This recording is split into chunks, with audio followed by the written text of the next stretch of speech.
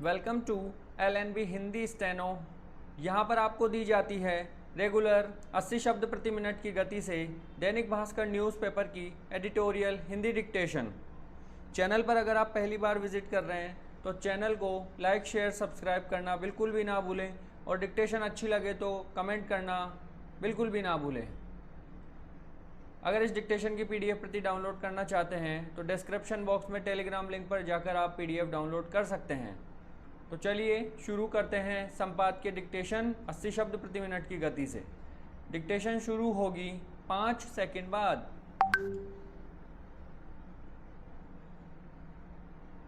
RSS के एक सरकार्यवाह ने दिल्ली विश्वविद्यालय में एक हालिया चर्चित संबोधन में कहा कि भारत में नारियों की स्थिति 12वीं सदी से पहले बराबरी और पूर्ण स्वतंत्रता की थी।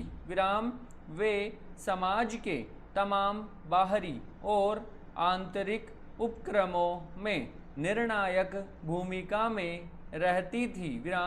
लेकिन बाहरी आक्रांताओं ने सामरिक विजय के बाद इनके साथ हर तरह का अत्याचार किया, जिसके बचाव में सुरक्षात्मक अवधारणा के तहत बाल विवाह, लड़कियों के घरों में बंद रहने, खुलेपन से बचने की सामाजिक व्यवस्था की गई और यहाँ तक कि सती प्रथा भी उसी डिफेंस मैकेनिज्म का प्रतिफल है।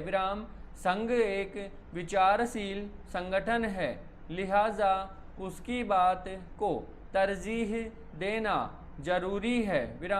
लेकिन संघ को यह भी बताना होगा कि आज भी कमोबेश प्रचलित दहेज जैसी कुप्रथा भी क्या किसी यवन हमले के कारण पैदा हुई, या भारतीय गांवों में आज भी बेटे को बेटी के ऊपर वरीयता देना भी हमलावरों के भय से होता है। सह कार्यवाह अपनी विद्वता के लिए जाने जाते हैं, लिहाजा उनकी बात देश के मानस को प्रभावित करती है। अंग्रेजी हुकूमत में भी शोषण हुए, लेकिन उसकी प्रकृति वैसी घिनौनी नहीं थी जैसे यवन आक्रांताओं के काल में।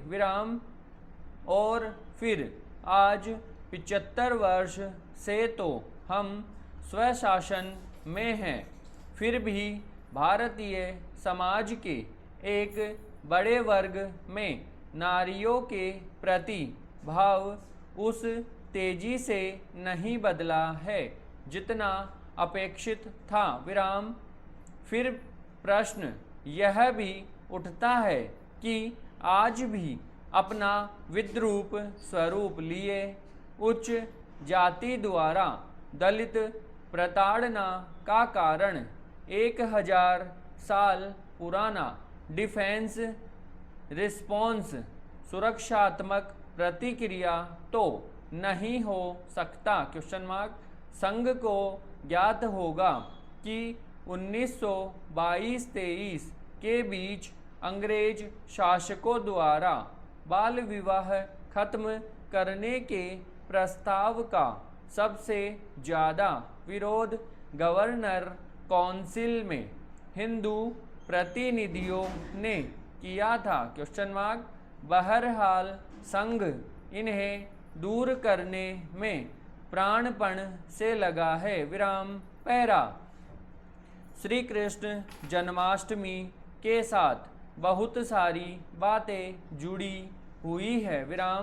उनमें से एक खास बात है कि भक्ति के मार्ग पर सो मत जाना। यहाँ सो मत जाना के दो अर्थ है। एक नींद त्यागना और दूसरा अर्थ है आंखें खुली रखते हुए सोना, जिसे कहते हैं बेहोशी। विराम। श्री कृष्ण आधी रात को इस संसार में आए। विराम। कथा है कि श्री कृष्ण के पिता वसुदेव जी उनको टोकरी में रखकर मथुरा की जेल से गोकुल लाए थे। विराम। यह ग्वालों का 16-17 गांवों को मिलाकर बना छोटा सा राज्य था। इसके राजा थे नंदराय। विराम। ज्योतिषियों ने नंदराय को बताया था कि आपके यहाँ भादो अष्टमी के दिन आधी रात को पुत्र का जन्म होगा। विराम। तब सबने खूब तैयारी की, लेकिन जब कृष्ण आए तो सब सो रहे थे। विराम।